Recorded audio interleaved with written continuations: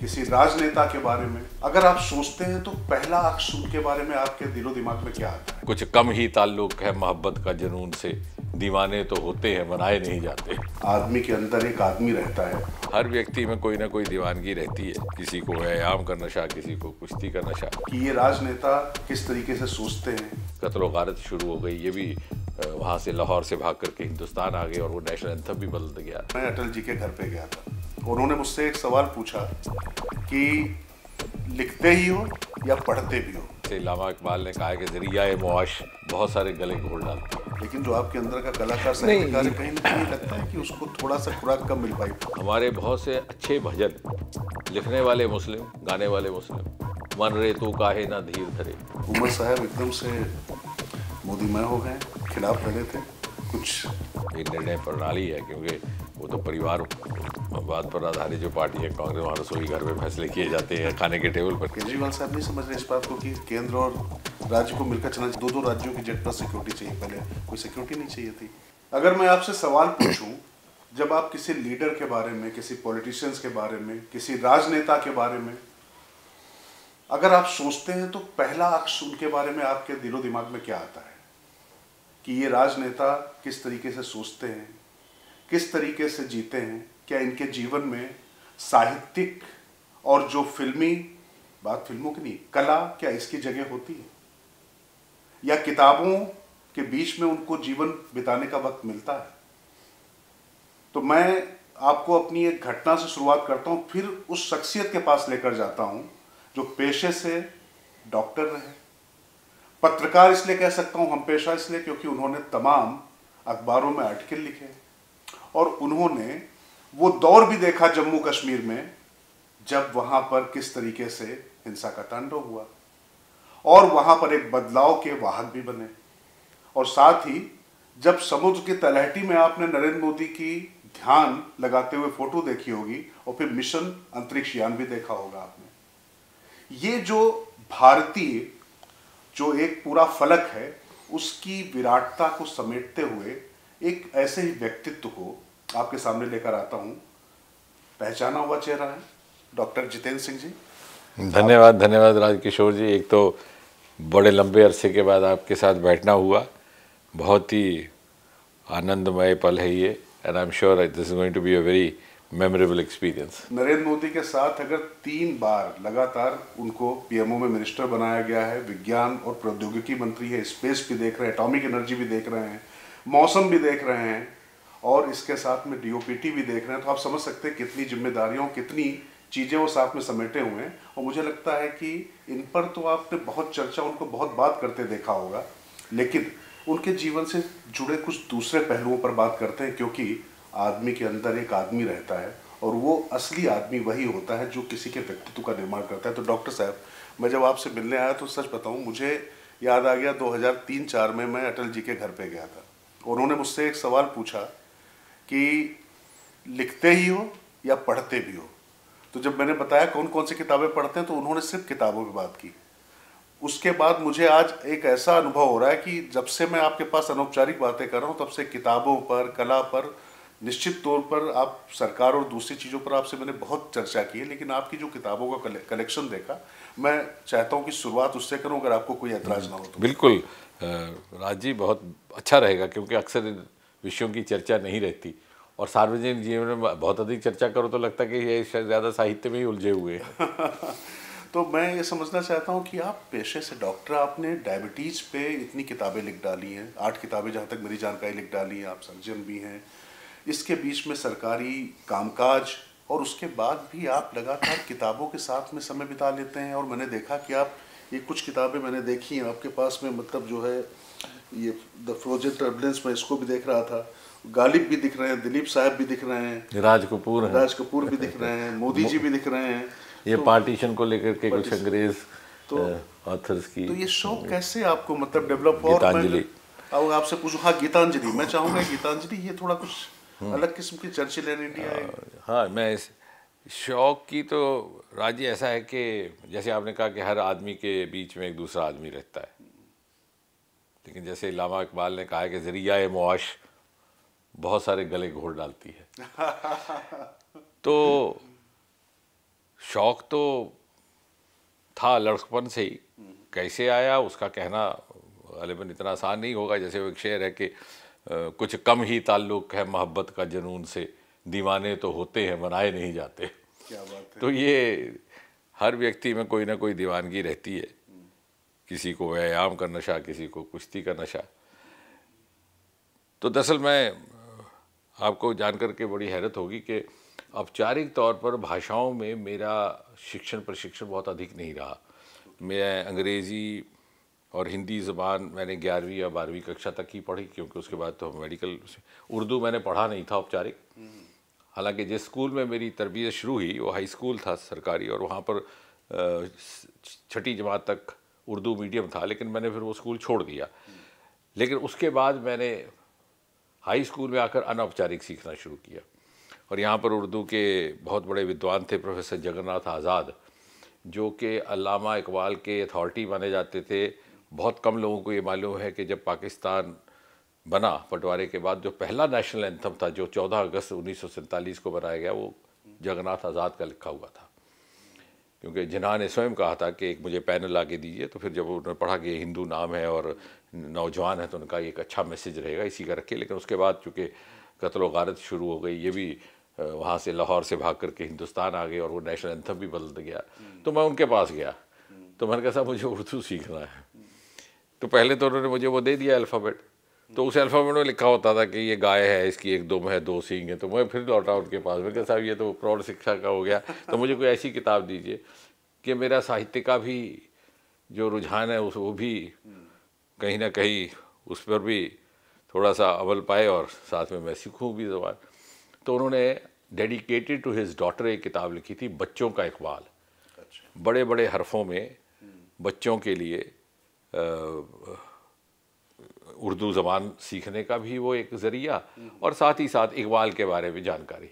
तो वहाँ से फिर मैंने शुरुआत की। फिर मैंने गालिब भी पढ़ा, फिर मैंने फैज़ पढ़ा, साहिर लुधियानवी की जो शुरुआती दौर की 2 मजमूए हैं, एक तलखियाँ, एक परछाइयाँ, जिसकी बाद में फ़िल्मों में भी गीत बने, जो उन्होंने अपने ज़ाती तजुर्बों के आधार पर लिखे थे। तो ये पढ़ता ही गया। मेडिकल स्कूल में रहते हुए भी, इंटर्नशिप के दौरान भी अंग्रेज़ी में मुल्क राज आनंद और R.K. नारायण उस समय बड़े मकबूल हमारे अदीब हुआ करते थे।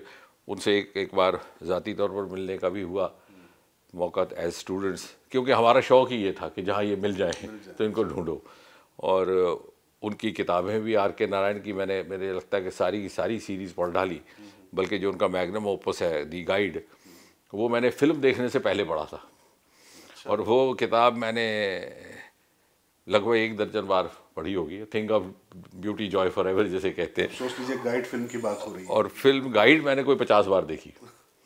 अब उसमें क्या हुआ कि जब हमने पहली बार देखी और पढ़ा तो समझ नहीं आया। The complexity of the relationships was I think too much to be comprehended by a young adolescent mind. तो बार बार देखने के बाद फिर वो गीतांजलि मैं कॉलेज में बड़े शौक़ से उसके ट्रांसलेटेड स्टैंजास अंग्रेज़ी के सुनाया करता था अपने दोस्तों को। अब तो कैप्टिव लिसनर भी मिलते नहीं है, सोशल मीडिया का युग आ गया। लेकिन आज आया, today I have discovered one. तो क्या हुआ कि W.B. यीट्स हुआ करते थे अंग्रेज़ी के author. He was a Nobel laureate himself, and I think he one of the most authentic translators of Gitanjali. तो उनके जो स्टैंजा में बाई हार्ट सुनाया करता था। और फिर मैं एक बार कलकत्ता गया तो आर्काइव से मैं ये जो आप कह रहे थे गीतांजलि की ओरिजिनल मैन्युस्क्रिप्ट भी ले आया टैगोर की, मतलब उनकी लिखी है। हाँ जी जी। हुआ क्या कि जब उनको नोबेल प्राइज़ मिला है तो बहुत सारे अंग्रेज़ी के ऑथर इनकी ट्रांसलेशन करना चाह रहे थे। तो दिक्कत ये थी कि उनको बंगला समझ नहीं आती थी। तो टैगोर ने स्वयं अंग्रेज़ी में लिख करके दिए उनके कुछ एक ऐसे वर्सेस जो वो समझते थे कि ज़्यादा महत्वपूर्ण है। खुद ट्रांसलेट किए for the benefit of the author, ताकि ऑथर फिर can convert it into rhyme and poetry. और इतनी खूबसूरत हैंड राइटिंग है टैगोर की, आप ज़रा देखेंगे तो फिर आप ये देखिए उन्होंने अंग्रेज़ी में अपने हाथ है अपनी कलम से लिखा हुआ है। ये देखिए, ये देखिए, मैं थोड़ा सा दर्शकों और ये आगे भी मैं चाहूँगा सर, एक बार आप थोड़ा सा कैमरे की तरफ हाँ, इसको दिखा दें तो। आप स्वयं दिखाएं, मैं आपको देखता हूँ। इसमें कई जगह एक तरफ बंगला लिखा है और फिर दूसरी तरफ इन्होंने इंग्लिश में ट्रांसलेट। जैसे, हाँ, जैसे एक पेज बांग्ला और एक पेज अंग्रेजी का ये देखिए। उसी में। और ये handwriting इतनी देखिए। खूबसूरत हैंड राइटिंग है रविन्द्रनाथ टैगोर की, मुझे नहीं लगता कि लोगों को इस बात की बहुत अधिक जानकारी रही होगी। मेरे लिए भी रहस्योद्घाटन है, मेरी आज की ये उपलब्धि है कि आपसे मिला जब मैं। आप ये देखिए क्या मतलब, किस तरीके से जो है ऑथेंटिक, और इसके लिए दीवानापन चाहिए, लगन चाहिए, और इसके लिए बिल्कुल एक तरीके की। अब मैं बात आपको सुनाऊंगा तो शायद बहुत सारे लोगों को कैसा लगे। मैं वहाँ गया था पार्टी के काम से, अच्छा। भारतीय जनता पार्टी के काम से गया था। तो रात को ये खुराफाती करता था ये किस सन की बात है सर? कि काफ़ी साल पहले काफी की। साल पहले की बात। तो कोई पार्टी ने किसी काम से भेजा था, कुछ देर रहने का मौका मिला, तो मैं रात को ये ढूंढता रहता था इस तरह के आर्काइव्स के, कहीं क्या क्या क्या कुछ मिल जाए। तो ये मैंने तलाश के वहाँ से लाया। इसी तरह से कोशिश ये रहती है कि हर किताब से कुछ ना कुछ सीखा जाए। अब और हर किस्म की किताबें, फिल्में हैं, म्यूज़िक है, लिटरेचर है, हिस्ट्री है। पार्टीशन को लेकर के अभी आप देखेंगे तो हमारे पास लगभग 1.5 दर्जन किताबें हैं। हाँ, वो मैंने आपकी उसमें देखा। और जो पार्टीशन collection है, जी। अलग अलग view points, Indian author, Pakistani author, Indian victims, Pakistani victims, वो विक्टिम जो पार्टीशन के बाद विदेश चले गए। अभी हाल ही में 2 साल पहले एक युवा महिला युवती है, young Indian origin journalist, UK में, उन्होंने वहाँ थोड़ा सा एक सर्वे किया तो जितनी यहाँ के पंजाब की फैमिलीज वहाँ जाकर के सेटल हुई थी, उनके घरों से एक्सपीरियंस गैदर करके किताब वो भी लिखी। पढ़ डाली आपने? वो भी पढ़ डाली। और अभी बल्कि हमारे सच्चिदानंद नायर जी ने, शायद उनको मालूम ना हो, उन्होंने एक एडिट की है किताब अच्छा। पार्टीशन स्टोरी, मैंने वो भी पढ़ डाली। Because I tries to then also try to assess what is how much is the merit कब वेयर। निकालते हैं समय? और अक्सर जैसे, और हर किताब में कुछ नया होता है। अब ये प्राउडेस्ट डे है, हाँ, इसमें आपको एक चीज़ ये भी मिलेगी, ये अंग्रेज़ ऑथर से लिखी है। एक बहुत जानकारी की बात शायद, और हर किताब में कुछ ना कुछ सोचते हैं कि कुछ जानकारी मिले, लेकिन साझा किससे करें ये दुविधा आज आपने बता दी, आपसे कर सकते हैं। इनका कहना है, मैं नहीं जानता कि हाउ ऑथेंटिक इज़ दैट, कि लॉर्ड माउंटबेटन ने 15 अगस्त की घोषणा क्यों की as the date to grant independence. और ये जो अंग्रेज ऑथर है, one of the very popular books written by 2 authors. इनका कहना है कि 2 कारण थे एनेक्डोटल के। एक तो the surrender of Japan happened on that day, 15th of August। War के दौरान जो ग्रेट वॉर हुई। दूसरा माउंटबेटन का स्वयं का elevation as supreme commander. Okay, तो इसीलिए उन्होंने। और फिर तीसरा ये भी कहते हैं कि जब माउंटबेटन ने आगे पीछे ये बात की तो कहीं से आया कि ज्योतिष के लिहाज से ये दिन अच्छा नहीं है। अच्छा, तो ये तो हिंदुस्तान फिर में बात हुई। जी जी, तो फिर उन्होंने ये वाया मीडिया निकाला कि हम इसको मिडनाइट करेंगे। Okay, then freedom at midnight. I mean that is what is the author writing. I have to verify और will verify, but what I am trying to say is कि हर किताब से एक अलग पर्सपेक्टिव मिलता है। इसी तरह साहिर की आप ये तलखियाँ और परछाइयाँ, उसकी नज़में पढ़ें तो वो उनके जीवन के व्यक्तिगत अनुभव से, कुछ समय के लिए वो पाकिस्तान चले गए थे, फिर वो वापस लौट कर आए, और उस समय उनका भी अनुभव वैसा बहुत ज़्यादा, क्योंकि बंटवारे के समय जो मुस्लिम बहुत सारे ऐसे साहित्यकार थे जो बंटवारे के पक्ष में नहीं थे, और उन्होंने एक प्रोग्रेसिव राइटर्स एसोसिएशन बनाया था जिसमें साहिर भी थे, जिसमें कैफ़ी भी थे, अकबर इलाहाबादी, मोहसिन भोपाली, और बाद में वो थोड़ा सा जब बंटवारा हो गया तो कुछ अरसा बेजार भी रहे। जैसे फैज़ ने वहाँ जाकर के लिखा कि ये दाग दाग उजाला, ये शब्द कुदीदा शहर, वो इंतज़ार था जिसका, ये वो शहर नहीं। और उसी तर्ज पर साहिर ने यहाँ लिखा, जो बाद में फिल्म में आया, जब काली सदियों का आंचल ढलकेगा, जब दुख के बादल पिघलेंगे, जब सुख का सागर छलकेगा, जब अंबर झूम के नाचेगा, जब धरती नगमे गाएगी, वो सुबह कभी तो आएगी। और जिस सुबह की खातिर युग युग से हम मर मर के जीते हैं, जिस सुबह के अमृत की खातिर हम जहर के प्याले पीते हैं, इन भूखी प्यासी रूहों को कभी तो कर्म फरमाएगी। तो ये इस तरह की पोइट्री है और इस तरह का लिटरेचर है, जैसे मुंशी प्रेमचंद के बारे में कहा जाता था, his literature is the signature of the times he lives. चाहे वो गबन है, चाहे वो गोदान है, आपको हिस्ट्री पढ़ने की ज़रूरत नहीं है। मैं तो समझता हूँ कि बच्चों को भी इस तरह से आप पढ़ाए तो कुछ ऐसे शायर, कुछ ऐसे अदीब, कुछ ऐसे साहित्यकार हैं, उनकी फिक्शन में भी उस दौर की कहानी समझ आ जाती है, उस दौर का इतिहास समझ आ जाता है। वही बात लागू होती है आर के नारायण पर भी। मुल्क राज आनंद ने खैर दूसरे पहलू भी लिए, मनोविज्ञान, जैसे लॉस्ट चाइल्ड है उनकी बड़ी मशहूर किताब हुई कि वो जब बच्चा माँ के साथ मेले में जाता है और ये भी चाहिए, ये भी चाहिए, ये भी चाहिए, तंग कर देता है माँ को, और जब खो जाती है माँ अचानक तो फिर सारे लोग उसको मनाने इकट्ठा होते हैं, बोलते ये बेटे तू ये ले, तो कहता है कुछ नहीं चाहिए, सिर्फ माँ चाहिए। तो उन्होंने उसको भी टच किया। आर के नारायण ने भी एक्सपेरिमेंट किया अलग अलग चीज़ों से। मैंने इंडियन इंग्लिश ऑथर्स जहाँ तक थे, चेतन भगत तक भी सारे पढ़ डाले। इनफैक्ट मैं हवाई जहाज़ में बैठा था तो चेतन भगत की नई किताब लाई, 11 रूल्स ऑफ लाइफ कुछ है। तो अब सबको मालूम है कि मैं किताबें पढ़ता रहता हूँ, तो जो भी हमारे दोस्त या हमारे साथी कभी जाते हैं तो जो नई किताब होती है मेरे पास छोड़ जाते हैं, फिर मैं 2-3 किताबें लेकर जाता हूँ। जब भी दौरे पर होता हूँ 10 पेज पढ़ के समझ जाता हूँ कि पढ़नी है कि नहीं पढ़नी, तो छोड़ देता हूँ, दूसरी पढ़ देता हूँ। कई बार दूसरी बार भी पढ़ता हूँ जब लगता है कि ये पढ़ने लायक है। तो मैं उसकी किताब अभी नई आई थी तो मैं पढ़ रहा था, तो मुझे इस बात का गुमान नहीं था कि पिछली सीट पर वो बैठा था, चेतन भगत हवाई में से। तो फिर जब जहाज़ उतरा तो आए, बोले आप मेरी किताब पढ़ रहे हैं? मैं कहाँ पढ़ रहे हैं? फिर कह ले अच्छा वो सेल्फी खींच लेते हैं। तो कहने का तात्पर्य कि इससे आपका विजन भी बनता है, व्यू पॉइंट भी बनता है, और साथ ही साथ ये भी समझ में आता है कि जो आपने कहा कि जो आदमी दिख रहा है ये वो नहीं है। अब ये आपने फिल्मों की बातें की, इसमें एक किताब है, इसमें राज कपूर की अलग अलग पहलू है। ये रितु नंदा जो उनकी बेटी अब नहीं रही, उनको कैंसर हुआ था, उन्होंने लिखी थी, उनका बेटा निखिल वो आके दे गया। और देवानंद की है रोमांसिंग विद लाइफ, उन्होंने अलग अलग कार्यक्रम किए, कलकत्ता में किया, वहाँ भी। तो उस किताब को पढ़ के आपको लगता है कि how great a thinker he was and also philosopher. In fact as students जब हम आर के नारायण से मिले उसी दिनों जब हम कॉलेज में थे, तो आर के नारायण की ऑटोबायोग्राफी रिलीज़ हुई, माई लाइफ, जिसमें उन्होंने थोड़ा सा सटली रिग्रेट एक्सप्रेस किया कि मैंने कॉपीराइट्स गाइड के क्यों दिए।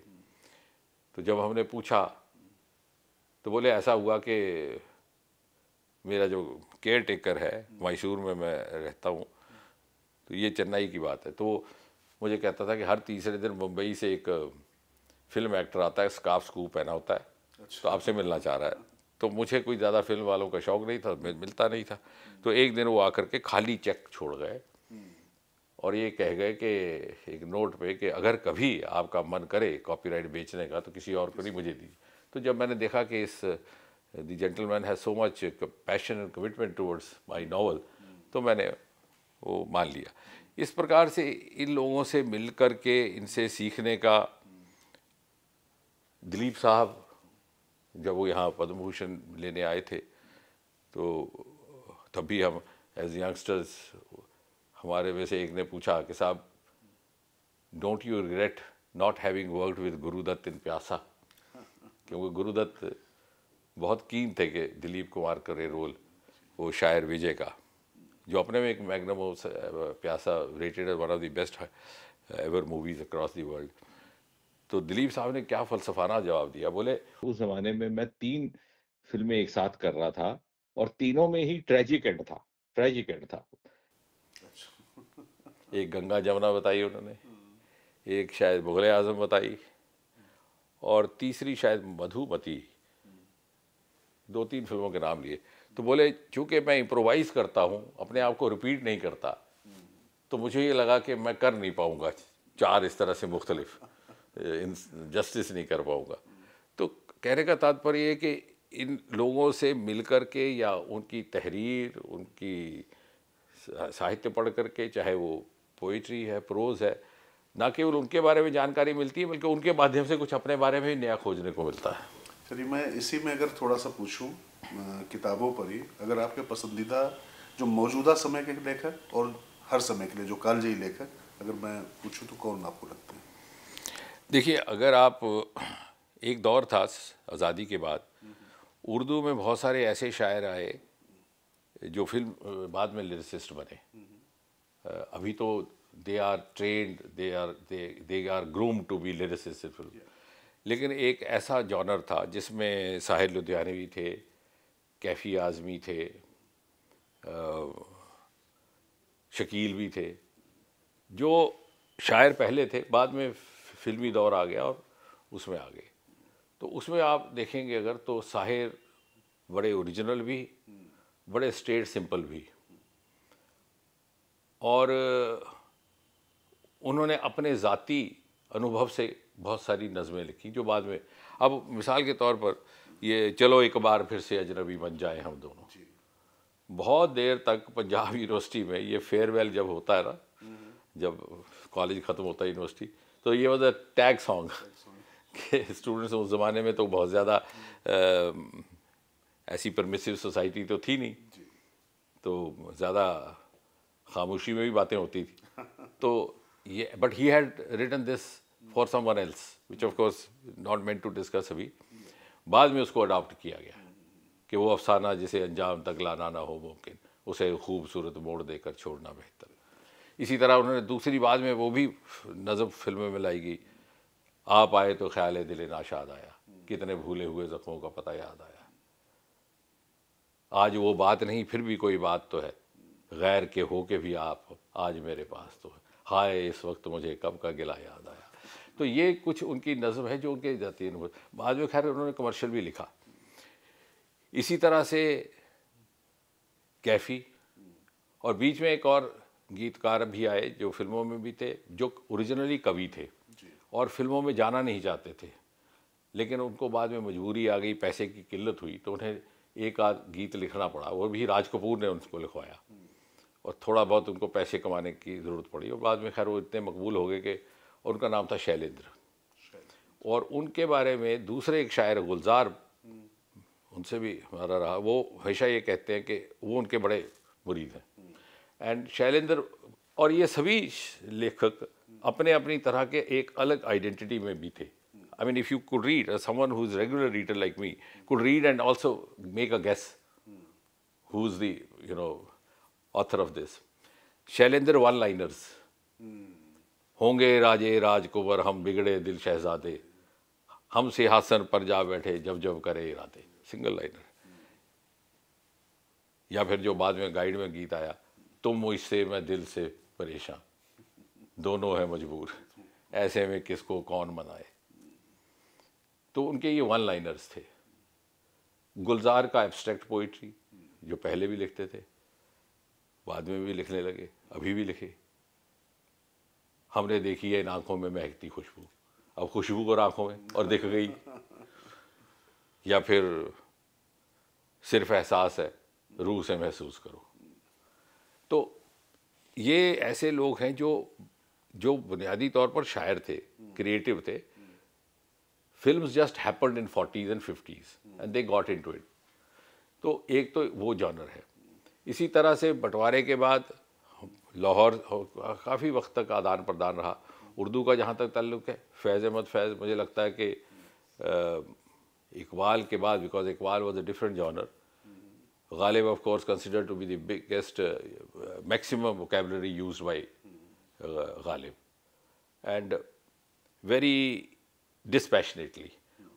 उनका अपने बारे में भी इतना सेल्फ फेजिंग एनालिसिस था कि though he knew that he was considered the tallest, he didn't let it go into his head. यानी उनसे पहले मीर तकी मीर थे, तो उन्होंने उनको रेफ़र करते हुए कहा कि रेख्ता का तू ही माहिर नहीं गालिब, कहते हैं गुजरे वक्त में कोई मीर भी था, कि don't get too much into your head, Mir has happened before you. वो 100 साल पहले।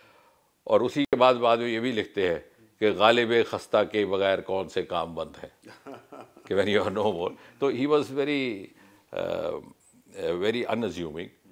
फैज़, of course I think Faiz का मैग्नम ओपस तो वही है कि मुझसे पहली सी मोहब्बत मेरे महबूब ना मांग, और दैट इज़ अ रिफ्लेक्शन और जैसे मैंने कहा कि हिस्ट्री पढ़ने की ज़रूरत नहीं, जी। उसमें आपकी ह्यूमन सेंटिमेंट भी है और उसमें हालात की गर्दिश भी है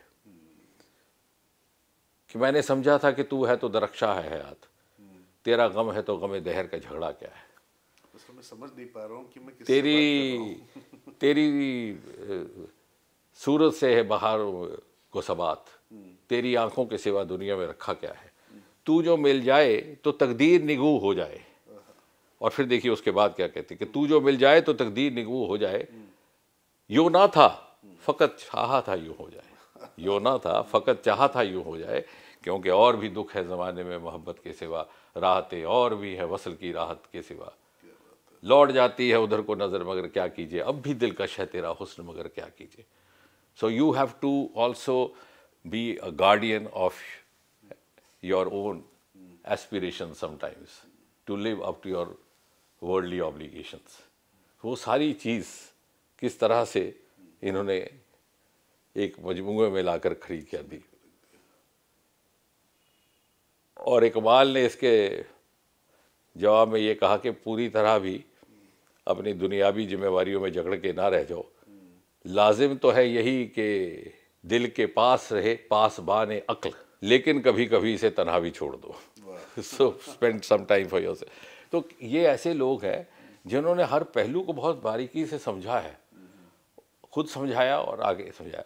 and so also many of the Indian origin authors, वैसे तो अंग्रेजी के भी ऑथर्स बहुत हैं ऑफ द यूरोपियन ओरिजिन, लेकिन चूंकि उनके पर्सपेक्टिव्स अलग है तो मे बी हमारी आइडेंटिफिकेशन उस कदर नहीं रहती। नहीं, पर मैं दरअसल मैं इसीलिए आपसे कह रहा था ना कि ये जो पहलू जो है आप लोग के चक्कर में मैं बात करने आया तो मुझे ये भी सुनने को मिल गया, और इसलिए नहीं कि एक साक्षात्कार मिल रहा है। दरअसल ये सब ऐसी चीज़ें हैं कि जिन पर बात करने के लिए हम लोग तरसते हैं, आपको वो नहीं मिलता है श्रोता, हमको ऐसा बोलने वाला नहीं मिलता है। तो मुझे लगता है कि ये सब चीज़ें जो हैं थोड़ा सा देखना सुनना चाहिए। और लेकिन इसके साथ में मैं एक चीज़ और पूछना चाहूँगा, कभी आपका मन नहीं किया, चूँकि आप शायरी इतनी अच्छी जानते हैं, लिटरेचर को इतने अच्छे से जानते हैं, फिल्मों का मर्म जानते हैं, फिल्म के सुनहरे पर्दे के पीछे की कहानी आप जानते हैं, तो कभी उस दिशा में भी जाने का मन नहीं किया आपका? अब आपने बड़ा खतरनाक नाजुक सवाल पूछ लिया। जब हुआ क्या कि जब हम कॉलेज में थे तो एक दिन इश्तहार आया पूना फिल्म इंस्टीट्यूट का और हमने भर डाला। अरे वाह! ये बात शायद पहली बार आ चुकी है। तो वो इत्तेफाक से वो वहाँ सेंटर भी था जहाँ मैं था हॉस्टल में, और वो कॉल भी आ गई। अब हम ऐसे हॉस्टल में भी रहते थे कि एक कंबाइंड लिविंग सी, बहुत सारे और भी लड़के थे, तो वो मेरा खत, मेरी खुशकिस्मती के बदकिस्मती, वो मेरे सहपाठियों ने देख लिया। तो सब रात को उन्होंने मेरी वो क्लास ली और मुझे समझाया कि भैया तुम वहाँ गांव से आके यहाँ बैठे हो, ये करना है तो क्या कैसे लेके जाओगे वापस। तो हमने उसी दिन इस बात को छोड़ दिया। लेकिन साहित्य का और क्रिएटिविटी का सिलसिला ये हमेशा जारी रहा। और क्योंकि ये उस दौर में बहुत से ऐसे लोग थे, सोसाइटी के वैल्यू सिस्टम भी अलग था। हमने यूनिवर्सिटी में तकरीबन उस ज़माने के सभी कलाकारों को हम बुलाते रहे, चाहे वो मुकेश थे, चाहे वो मोहम्मद रफ़ी थे। एंड आज के दौर में जिस तरह का कमर्शलाइजेशन हो गया उस तरह का नहीं था। We were just students, but मैं समझता हूँ कि इस तरह से हमारे साथ वो लोग पेश आते रहे जैसे कि वो हमारी शफ़क़त, हमारी तरबियत करना चाहते हैं। मुझे याद है मुकेश जी का उसके कुछ ही देर के बाद स्वर्गवास हो गया, और वो गाते रहे बीमारी की हालत में। हमारे स्टूडेंट कोई भी उनसे उठ करके मांग करते वही बोलते, बोले गाओ गाओ सुहाना सर, बोलते हाँ सुहाना सर, अब गाओ, कभी कभी कहते कभी कभी। फिर आखिर में उन्होंने कहा बहुत थक गया हो, अब मेरी पसंद का एक गा के मैं कंक्लूड करता हूँ। फिर उन्होंने कहा जिस देश में गंगा बहती है। और इसी तरह से मोहम्मद रफ़ी भी हमने बुलाए तो वो भी। अब देखिए कितना खूबसूरत एक और इत्तेफाक है जो आजकल लोगों के शायद जहन में आता कि नहीं आता। हमारे बहुत से अच्छे भजन लिखने वाले मुस्लिम, गाने वाले मुस्लिम। मन रे तू काहे ना धीर धरे, ओ निर्मोही भेद न जाने जिनका। म्यूजिशियन भी खास बात है इन सबके मुस्लिम ही हैं, नहीं, इनके लिरिसिस्ट साहिर और गाने वाले रफ़ी। तो कहने नौशाद साहब ने बैजू बारवा में भी उन्होंने म्यूज़िक दिया। तो एक माहौल भी अलग था और they looked up to youngsters as their responsibility to groom them. तो वो एक नात ताल्लुकी जो अब है वो उस ज़माने में नहीं थी। और इत्तेफाक से एक्सपोजर भी रहा, शौक़ भी था और मौका भी था। इस तरह की पाबंदियाँ नहीं थी जिस तरह से अब कंसर्न्स हैं, आतंक का भी दौर आया, ये सब उस ज़माने में नहीं हुआ करता था। मुझे याद है हम एक बार ऊटी में शूटिंग चल रही थी तो पता चला कि साहब दिलीप साहब है, तो हम बड़े दीवाने थे यूसुफ साहब के। मैं मिमिक्री भी करता था कॉलेज में दिलीप कुमार की आवाज़ में। अरे अभी लोग मजाक करेंगे बच्चे, दिलीप कुमार के, देवानंद के, तो हम रातों रात भाग गए ऊटी।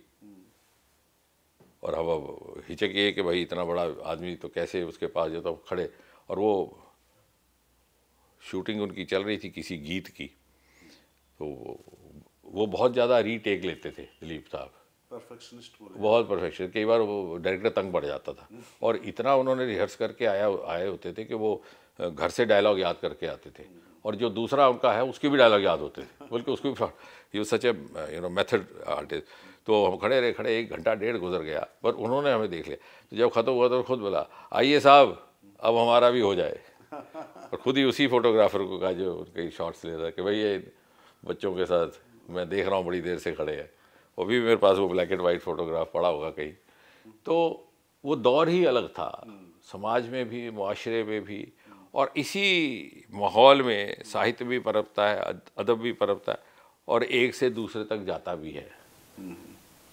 तो अभी मिस करते हैं क्या? वो लगता है कि कहीं, मतलब वैसे तो आप देखा जाए तो जो जिम्मेदारियां और जिस तरीके से समाज की सेवा को आपको दायित्व मिला हुआ है, राष्ट्र की सेवा आप कर रहे हैं, वो ठीक है, लेकिन जो आपके अंदर का कलाकार साहित्यकार है, कहीं ना कहीं लगता है कि उसको थोड़ा सा खुराक कम मिल पाई, उसका पेट कम भर नहीं, वो मैं भर लेता, क्योंकि ऐसा है कि इससे पहले जब मैं मेडिकल प्रोफेशन में था तो वहाँ भी मेरा बहुत व्यस्त दिनचर्या रहती थी, रात को 10-11 बजे तक।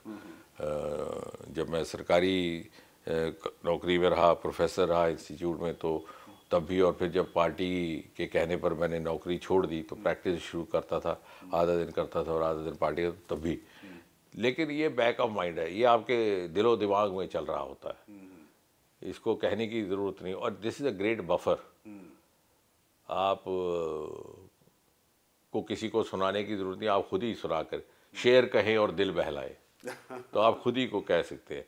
और दूसरे, और लेकिन and it keeps you away from much of the extraneous influences which may be avoidable. और ये भी आपको समझ आती है कि कितना कहना, किसके साथ कहना, and that helps you in professional life also. जैसे वो राजेंद्र कृष्ण की गज़ल है कि कहने को बहुत कुछ था अगर कहने को आते, मजबूर बहुत करता है दिल तो ज़बां को, दिल कहता है ये बोलो, लेकिन कुछ ऐसी कैफियत है, कुछ ऐसी हालत है कि हम कुछ नहीं कहते। तो वो भी आपको, I think this part of one's life, one's personality also helps you professionally, क्योंकि आपको एक मुकम्मल इंसान बनना तो बहुत मुश्किल है, लेकिन उस तरफ मुकम्मल बनने की का एक प्रयास, उस तरफ कोशिश की तरफ ले जाती है। जैसे गालिब का है कि बेहतर तो यह है यही कि दुनिया से ना दिल लगे, मगर क्या करे जब ना काम बेताल्लुकी करे ना बेदिल लगी करे। तो प्रोफेशनल में भी, whether you are a doctor or a professional or in public life, these aspects also supplement your work because they give you insight, they give you vision. मैं तो इसको उस तरह से देखता हूँ। हालांकि कभी पब्लिक लाइफ में ये होता है कि अगर आप बहुत ज़्यादा साहित्य की बातें करें तो शायद वो समझे कि ये साहित्य के काबिल ही है, लेकिन मेरा ये मानना है, और ऐसा आपका भी अनुभव रहा होगा, कि इससे व्यक्तित्व में कुछ और सप्लीमेंटेशन आती है, और जिस काम में, जिस दायित्व में लगे हैं उसको निभाने में भी आपको सुविधा या सहायता रहती है। तो डॉक्टर साहब जो बात कह रहे हैं ना, मुझे फिर शुरुआत मैंने की थी अटल बिहारी वाजपेयी जी से, और मुझे एक्चुअली जो याद आ रही थी, अभी जो किस्सा सुनाया डॉक्टर साहब ने, वो भी अक्सर कहा करते थे कि बोलने के लिए सिर्फ वाणी की आवश्यकता होती है, लेकिन चुप रहने के लिए विवेक भी आवश्यक है। तो मतलब कहने का ये है कि आपको सलीका जो है ना, वो तमाम जो आपका साहित्य और जो ये पूरी जो सपनों की दुनिया, रुमानी दुनिया आपको अब जैसे सिखाती है, क्यों डॉक्टर साहब? जैसे अभी आपकी बात से मुझे एक याद आ गया, बहुत सी नज़्में शायर की ऐसी हैं जो मैंने फिल्में बनने से पहले पढ़ी हुई थी। जैसे कभी कभी का जो टाइटल सॉन्ग है, और हमारे कॉलेज की लाइब्रेरी में था, वहाँ एक लिटरेचर की सेक्शन थी, और वो बहुत लंबी नज़म है। फिल्म में उसको थोड़ा छोटा किया गया। आपकी चुप रहने की बात से वो यो कि कभी कभी मेरे दिल में ख्याल आता है कि तू मुझे चाहेगी उम्र भर यूं ही, उठेगी मेरी तरफ प्यार की नज़र यूं ही, मैं जानता हूँ तो गैर है मगर यूं ही, और उसमें वो छोड़ देते हैं। तो you don't have to speak, and not speaking when not required also gives you strength. और चुप रहने से मंथन का भी अवसर मिलता है।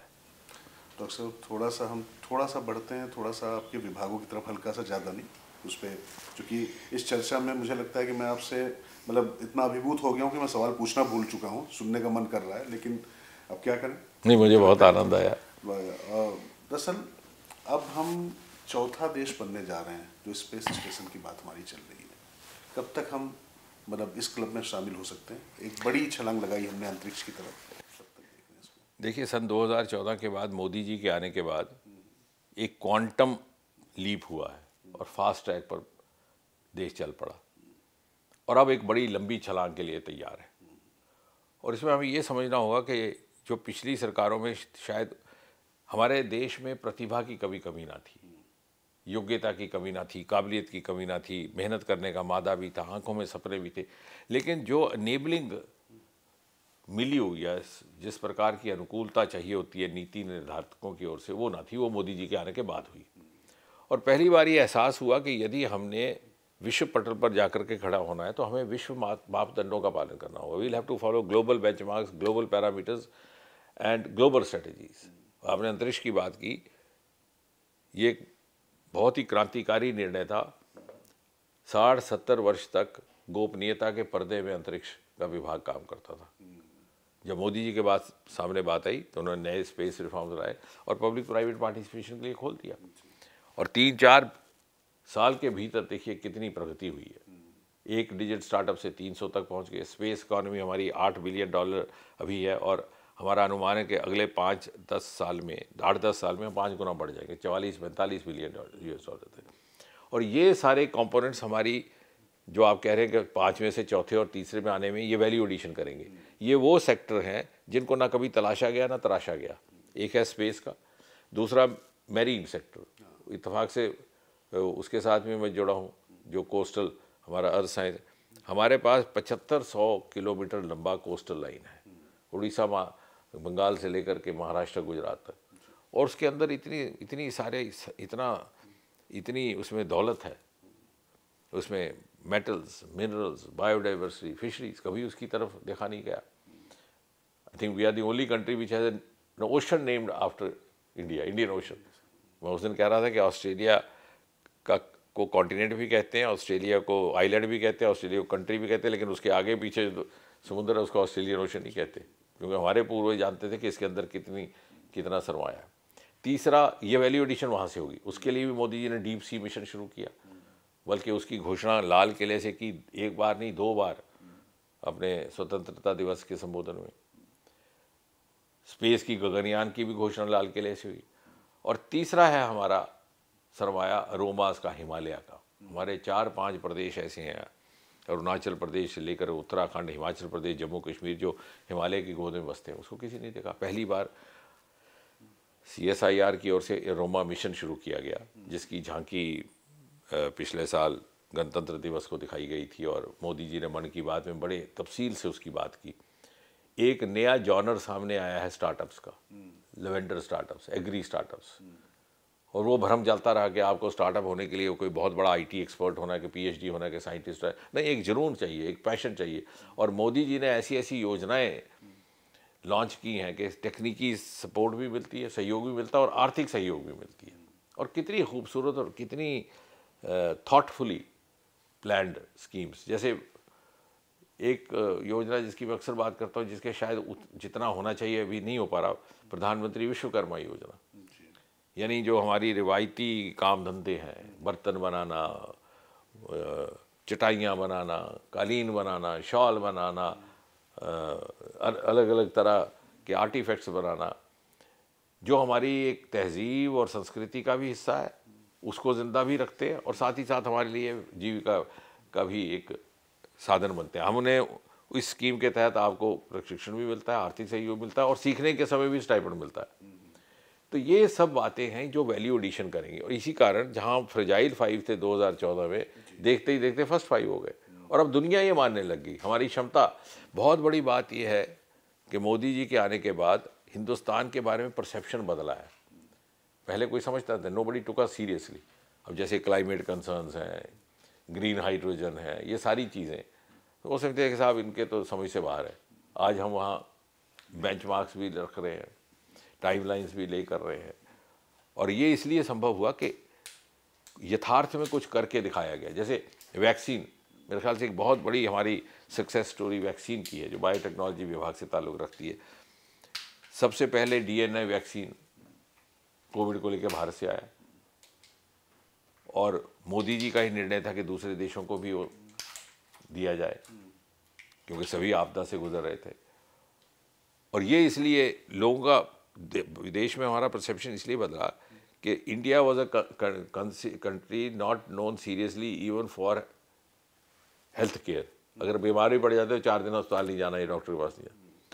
तो जो country was not known seriously for curative health care has today emerged as leader of preventive health care. तो कितनी बड़ी छलांग है, यानी 360 इमेज मेक ओवर हुआ है। और वही कारण है कि अब हम बात कर रहे थे साहित्य की, फिल्मों की, विदेश के लोगों को भी हमारे साहित्य में रुचि आने लगी, हमारी फिल्मों में आने रुचि। आज ऑस्कर के लिए भी कंपटीशन में हम जाते हैं या हमारे म्यूजिशियन पे जाते हैं तो वहाँ भी इनको मान्यता, because there is a curiosity, एक जिज्ञासा अब पैदा हुई है कि उनको लगता है कि साहब ये these they matter, any one from India makes a difference. तो इसके साथ ही चूँकि आप जम्मू कश्मीर से आते हैं, जम्मू में आपने बड़ा बदलाव देखा, बहुत सारी चीज़ें देखी हैं, तो थोड़ा सा पॉलिटिकल क्वेश्चन है। उमर साहब एकदम से मोदीमय हो गए, खिलाफ लड़े थे, कुछ भविष्य की कुछ प्लानिंग चल रही है? नहीं, उसमें मैं उस बात का उत्तर देने के लिए अधिकृत नहीं हूँ क्योंकि तो हमारे यहाँ संगठन में तो एक निर्णय प्रणाली है, क्योंकि वो तो परिवारवाद पर आधारित जो पार्टी है कांग्रेस, वहाँ रसोई घर में फैसले किए जाते हैं खाने के टेबल पर। यहाँ तो अधिकृत लोग ही इसका निर्णय लेते हैं। लेकिन हाँ, यदि प्रदेश की सरकार सहयोग का रवैया इख्तियार करती है तो वो स्वागत योग्य है, क्योंकि उससे प्रदेश के लोगों का भला है।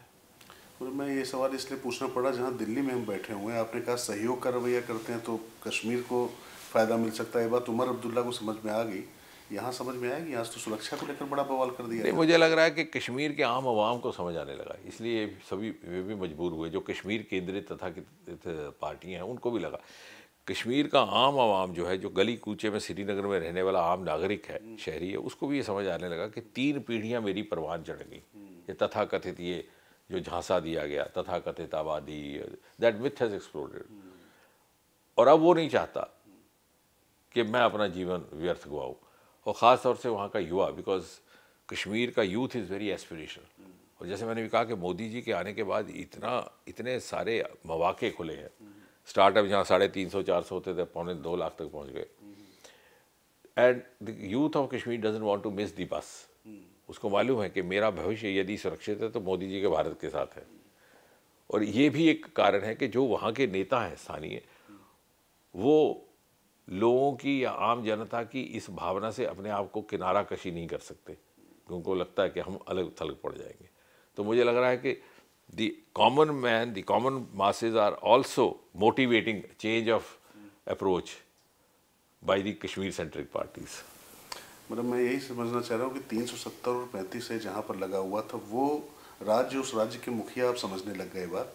दिल्ली में जहाँ हम बैठे हुए हैं, केजरीवाल साहब नहीं समझ रहे इस बात को कि केंद्र और राज्य को मिलकर चलना चाहिए। आज देखिए ना कि जो बवाल हुआ है पूरी तरीके से सुरक्षा को लेकर, 2 राज्यों की जेट प्लस सिक्योरिटी चाहिए, पहले कोई सिक्योरिटी नहीं चाहिए थी। ये सब कैसे राजनीति? नहीं, वो तो अनार्किक स्टाइल जो है वो अब धीरे धीरे लोगों को समझ में भी आ गया और लोग इसको नकारेंगे और नकारने भी लग गए हैं। मुझे नहीं लगता कि this works in a country like India.